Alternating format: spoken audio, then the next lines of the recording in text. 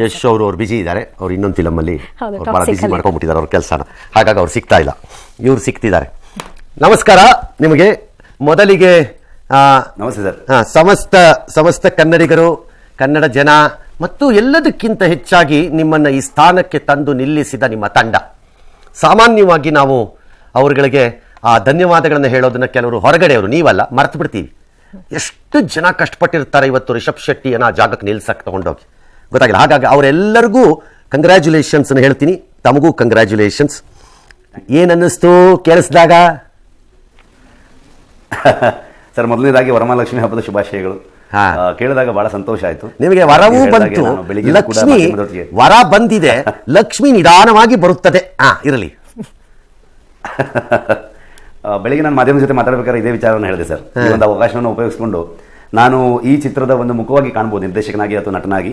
ಆದರೆ ಇದರಲ್ಲಿ ನಾವು ಸಾವಿರಾರು ಜನರು ದುಡಿದಿದ್ದೀವಿ. ನನಗೆ ಮೊದಲನೇದಾಗಿ ನಮ್ಮ ಕನ್ನಡದ ಹೆಮ್ಮೆಯ ನಿರ್ಮಾಣ ಸಂಸ್ಥೆ ಹೊಂಬಾಳೆ ವಿಜಯಣ್ಣ ಚಲವೇಗೌಡರು, ಇವರಿಂದ ಆದಿಯಾಗಿ ನನ್ನ DOP Arvind Kashyap, music director Rajanish Lokanath, costume designer Pragati, ಇದೇ ತರದಲ್ಲಿ ಇಡೀ ತಂಡ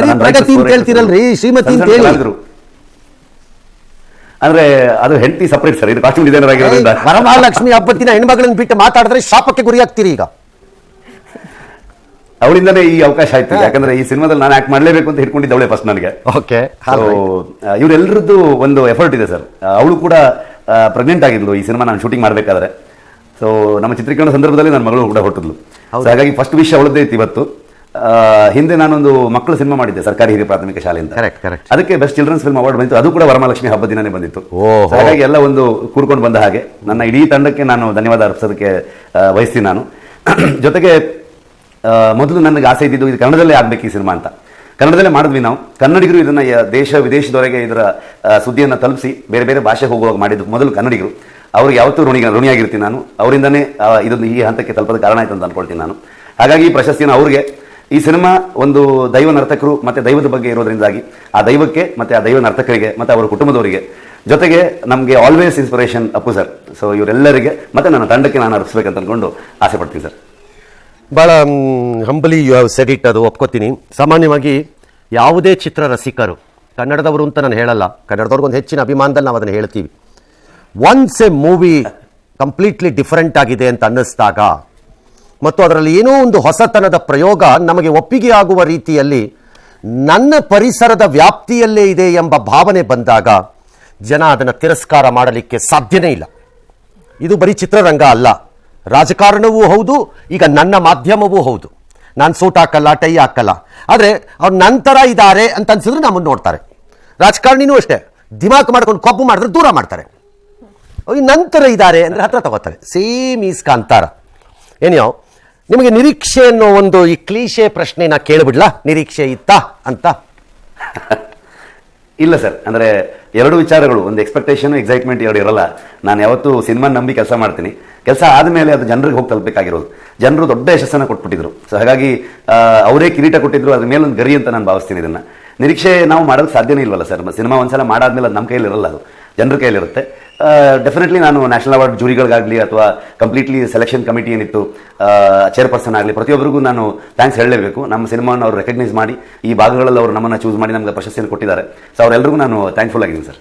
Kantara very differential story telling ಇದ್ದರೂ ಮತ್ತು ಬಹುಜನರಿಗೆ ಪರಿಚಯವಲ್ಲದ ಸಂಸ್ಕೃತಿಯ ಪ್ರದರ್ಶನ ಅದರೊಳಗಡೆ ಬಂದರೂ ಜನ ಅದನ್ನು ಬಹು ಸುಲಭವಾಗಿ ನಮ್ಮದೇ ಏನೋ ಎಂಬಂತೆ ಒಪ್ಪಿಕೊಂಡ್ರು.